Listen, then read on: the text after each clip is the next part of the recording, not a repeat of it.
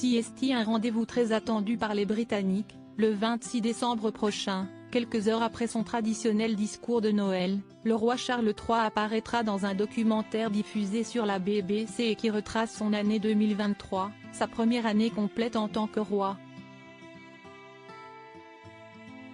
Interrogés, certains autres membres de la famille royale, dont sa sœur Anne, ont accepté de se livrer. Et celle-ci a notamment évoqué leur mère, Elisabeth II. Elle n'oubliera jamais le 8 septembre 2022, alors qu'elle est par pur hasard à Balmoral, la résidence d'été de la famille royale. La princesse Anne assiste, avec son frère le prince Charles, aux dernières heures de sa mère, la reine Elisabeth II. Dévastée par le chagrin mais toujours très digne, elle se lance alors dans les nombreuses cérémonies d'obsèques et accompagne le cercueil jusqu'à Londres, où elle rejoint toute la famille pour les funérailles officielles, 11 jours plus tard.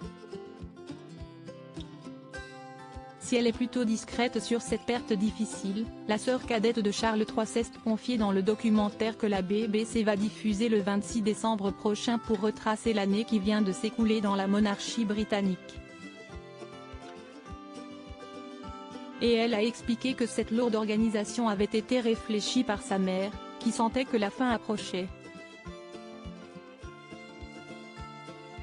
Je pense qu'il y a un moment où elle a senti que tout serait plus difficile si elle mourait à Balmoral. Je crois que nous avons essayé de la persuader que cela ne devrait pas faire partie de la décision, a-t-elle expliqué, avant de se confier sur son soulagement lorsque les funérailles ont enfin été terminées. En réalité, j'ai ressenti un sentiment bizarre de soulagement. Ça y est, CST fini. La responsabilité n'est plus sur nous, s'est-elle souvenue. Camilla, un soutien toujours aussi impliqué dans la vie de la monarchie aux côtés de son frère Charles III, de qui elle est particulièrement proche. Anne a également livré son point de vue sur Camilla, devenue reine depuis un an et qui a également été couronnée le 6 mai dernier. Et pour elle, il n'y a pas grand-chose à lui reprocher. Expliquant à quel point le soutien que Camilla offre à Charles III est impressionnant, elle s'est montrée très élogieuse. « Je la connais depuis très longtemps, en privé et en public.